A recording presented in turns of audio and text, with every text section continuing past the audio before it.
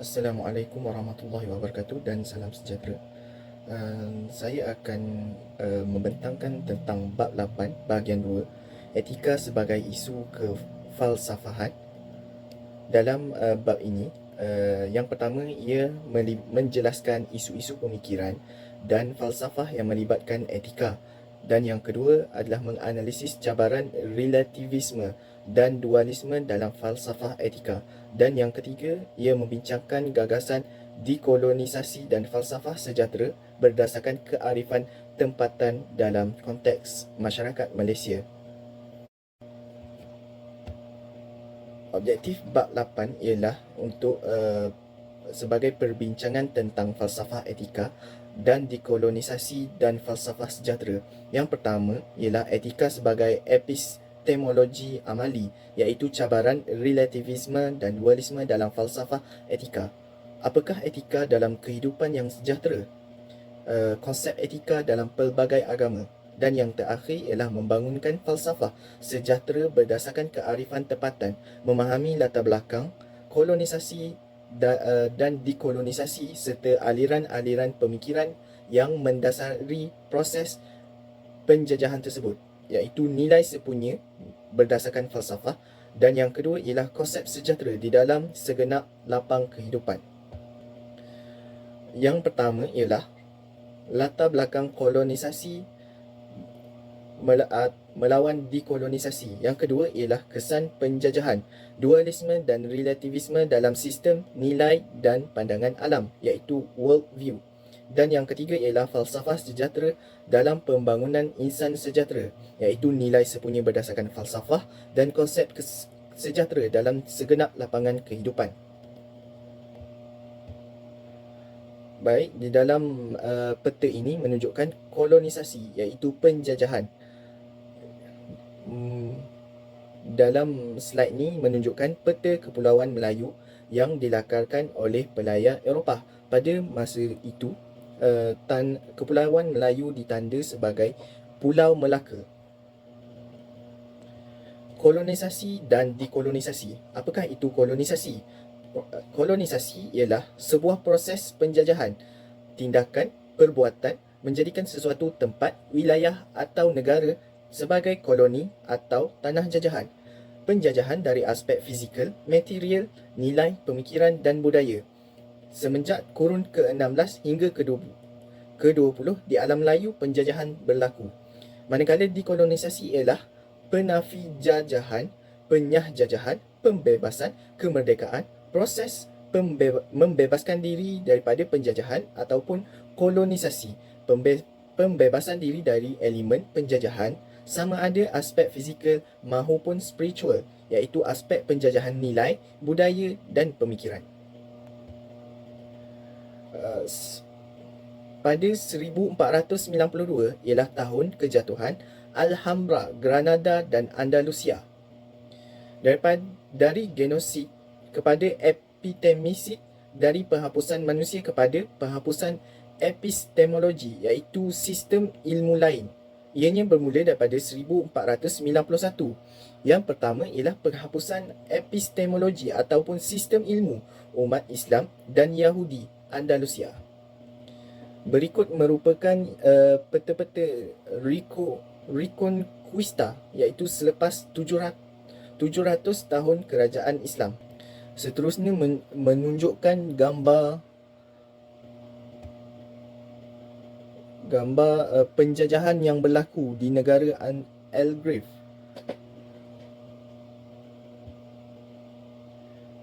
Dalam gambar ini kita dapat melihat penjajahan berlaku ataupun penghapusan kitab-kitab agama ataupun kitab-kitab pelajaran pada zaman kolonisasi, iaitu penjajahan. Yang kedua, dari genosid kepada epistemisid, dari penghapusan manusia kepada penghapusan epistemologi, iaitu sistem ilmu lain, bermula daripada 1491, iaitu penghapusan epistemologi ataupun sistem ilmu dan budaya masyarakat pribumi di Amerika dan Kanada. Dalam gambar ini kita dapat melihat penjajahan, iaitu kolonisasi, dan pembawaan agama Kristian ke Kanada dan Amerika. Berikut ialah gambar-gambar lain yang menunjukkan contoh penjajahan dan penyeksaan ke atas orang Amerika asal ataupun Amerika asli dan orang Kanada yang asal. Seterusnya, dari genosid kepada epidemisid, dari penghapusan manusia kepada penghapusan epistemologi ataupun sistem ilmu lain. Bermula daripada 1491. Ia adalah penghapusan epistemologi ataupun sistem ilmu umat Afrika melalui penghambaan. Sebelum ini kita dapat melihat ia adalah penghapusan bangsa ataupun kaum Amerika dan Kanada. Yang ini dia menjajah melalui menjadikan Afrika sebagai hamba mereka. Di sini kita dapat melihat negara-negara yang menjajah Afrika, iaitu British dan lain-lain lagi banyak. Seterusnya ialah gambar yang menunjukkan penjajahan juga.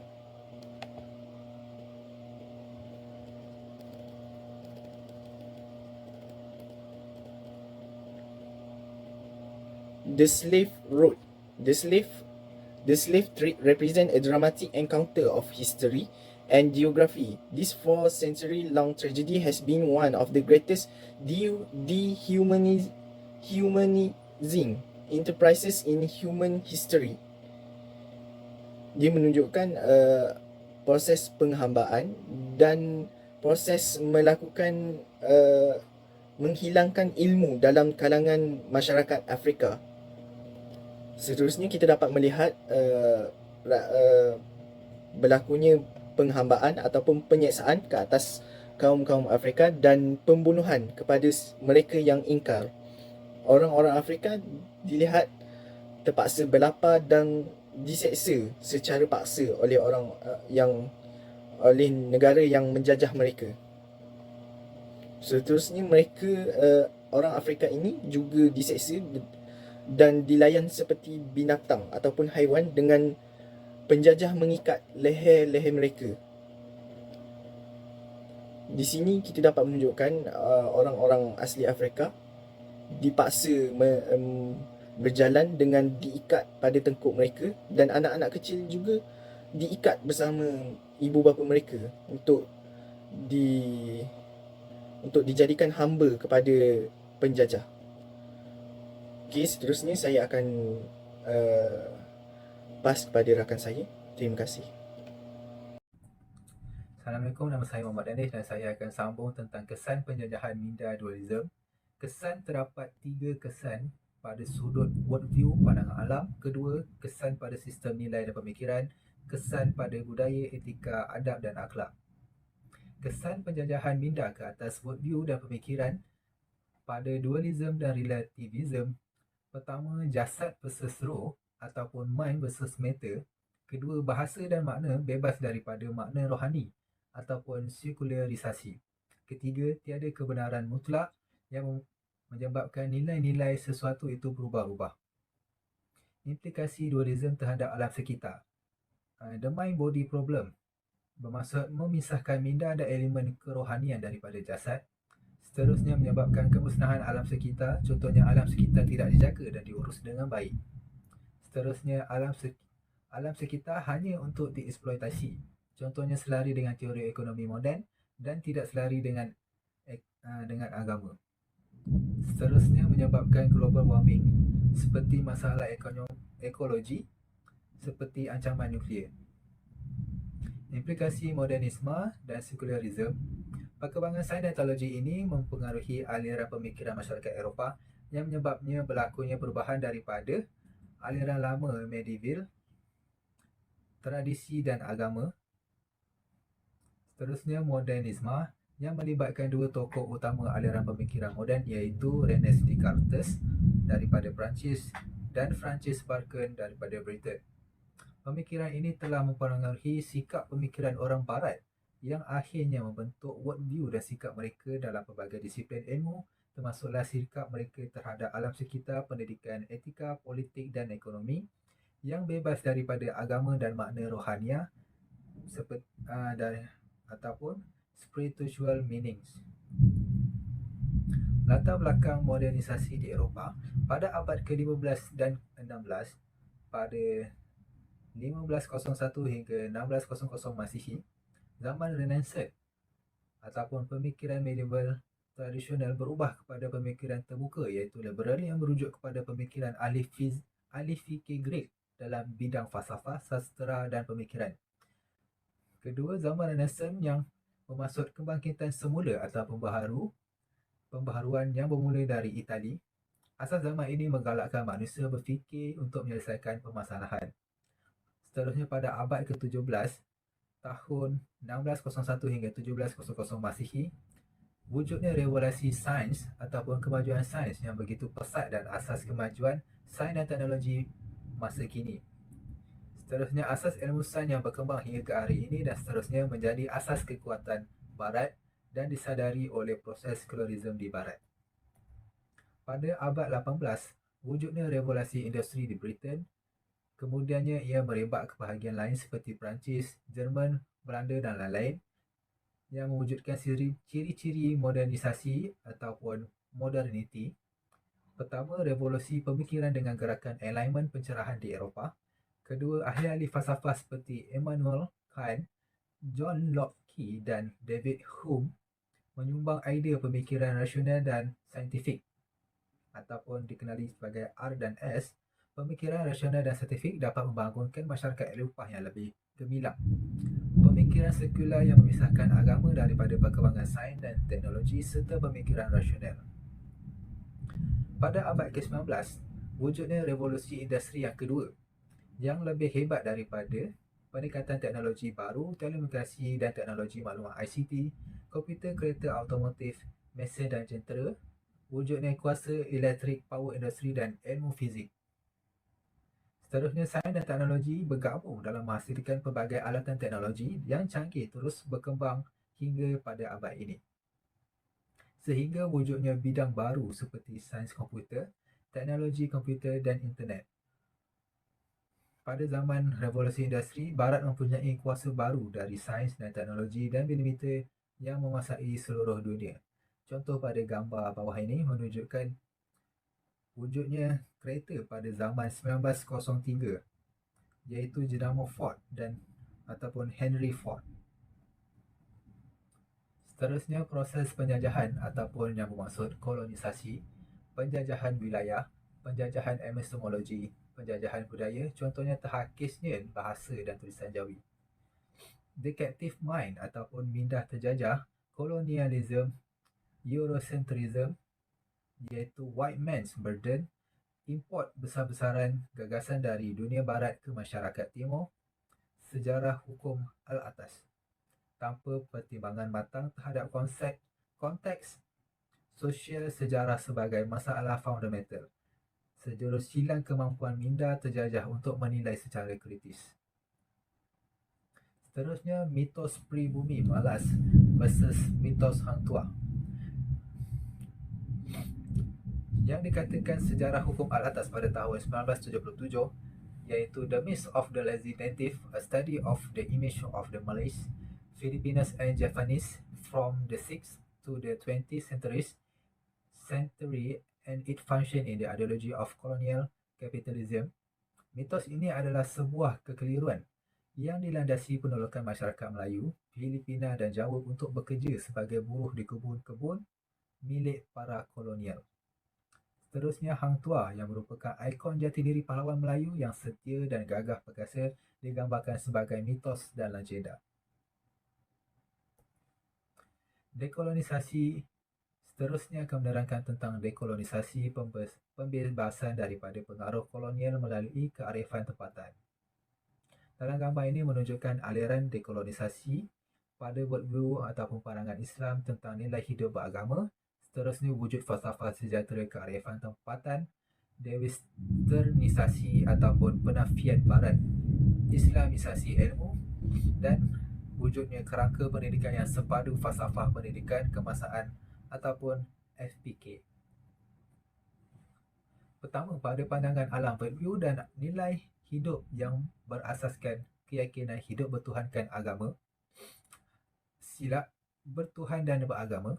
Pertama, rukun negara yang pertama, kepercayaan kepada Tuhan, iaitu nilai berasaskan nilai hidup beragama. Contohnya, worldview of Islam, manusia sebagai khalifah, yang berteraskan konsep tasfir, iaitu manfaat alam untuk manusia. Seterusnya, merujuk kepada Al-Quran yang mengatakan janganlah kamu melampaui batas. Seterusnya, hubungan seimbang di antara Tuhan, manusia dan alam. Berdasar surah Al-Hadid, manusia dibenarkan menggunakan sumber alam besi dengan sebaik-baiknya. Poin yang akhir sekali, memberi pertimbangan kepada keharmonian alam sekitar, mewujudkan kelestarian alam sekitar.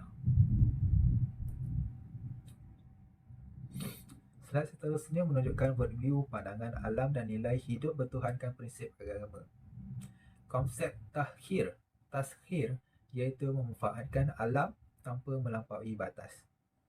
Kelestarian alam sekitar, nilai hidup bertuhankan prinsip hidup beragama, manusia sebagai khalifah. Konsep tarhin yang menunjukkan manfaat alam untuk manusia, janganlah kamu melampaui batas, keseimbangan Tuhan, alam dan manusia. Terusnya, kearifan tempatan yang berkata membangunkan daya intelek kita sendiri berasaskan kearifan tempatan tidak dipengaruhi oleh falsafah asing yang tidak bersesuaian dengan agama, falsafah dan kearifan tempatan.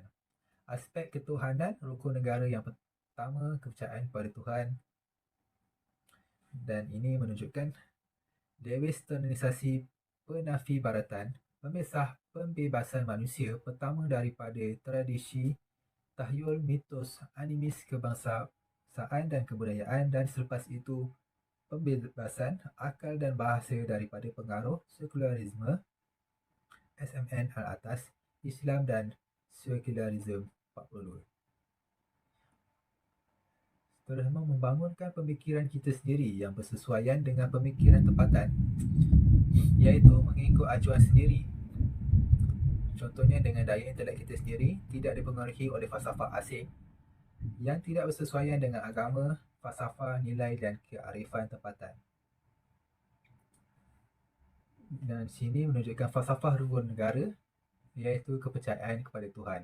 Contohnya, worldview of Islam, manusia adalah hamba dan wakil Tuhan di atas muka bumi atau khalifah yang bertanggungjawab mentadbir dan memakmurkan alam mengikut apa yang dikehendaki oleh Tuhan.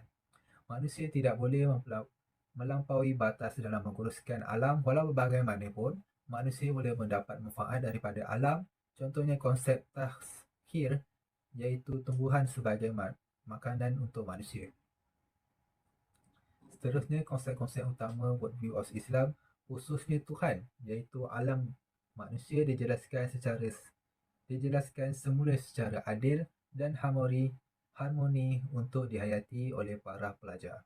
Prinsip etika dan akhlak berteraskan agama sewajarnya dijadikan komponen dalam mata pelajaran di institusi pendidikan di Malaysia.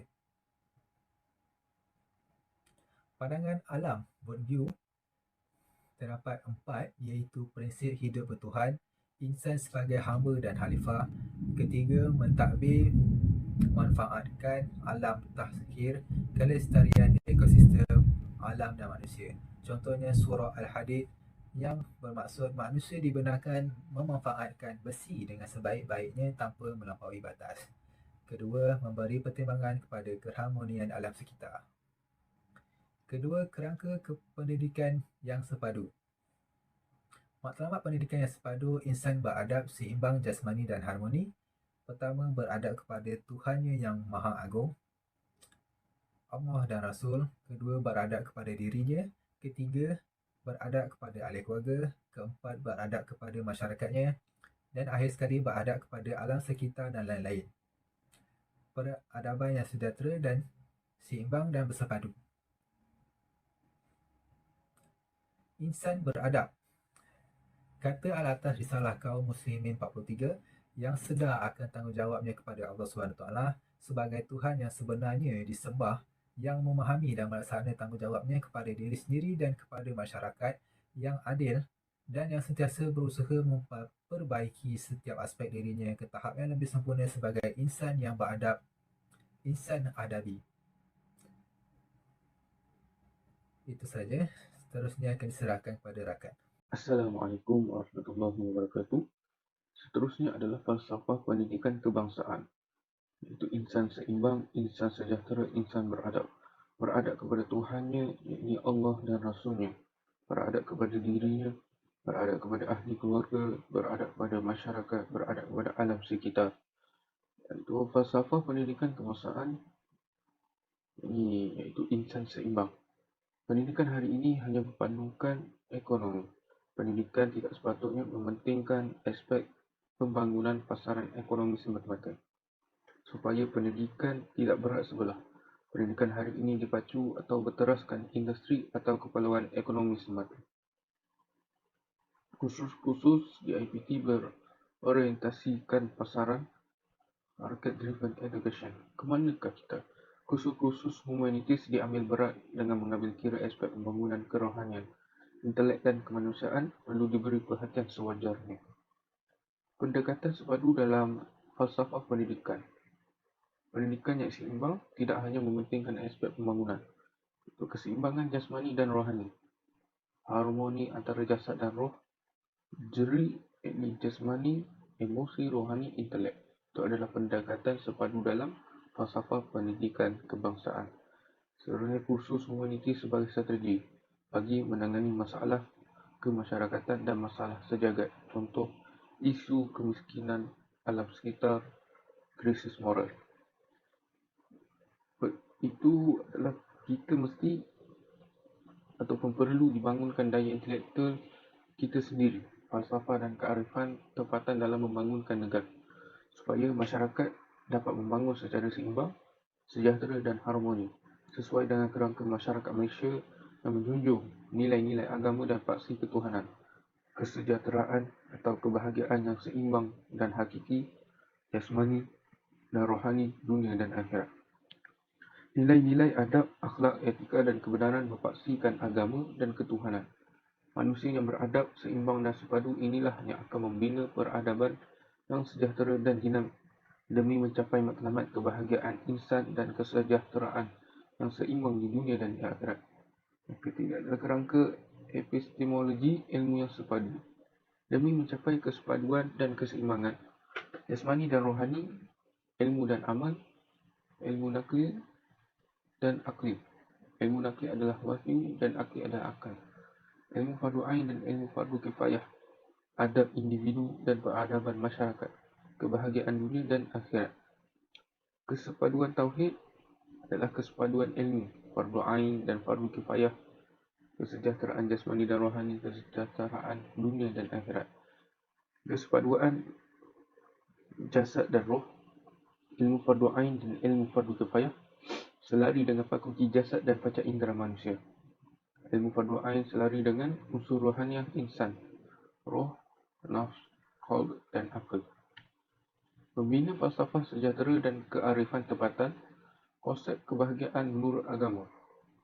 Konsep kesejahteraan merujuk kepada kebahagiaan, ini al-sa'adah, dalam memenuhi keperluan dan kehendak insan yang merangkumi keperluan atau kebahagiaan jasad, ini kesihatan, umur yang berbarakah dan lain-lain. Yang kedua, keperluan atau kebahagiaan jiwa, yakni ilmu dan amal soleh, perilaku dan sifat-sifat yang baik. Yang ketiga, kebahagiaan luaran, yakni keluarga, tempat tinggal, kendaraan, menurut Al-Ghazali Mizan Al-Amal. Fakta kebahagiaan hakiki adalah pada hakikat jiwa yang kekal. Jiwa sifat terpuji, itu sifat mahmudah. Jiwa itu kekal walaupun jasad mati.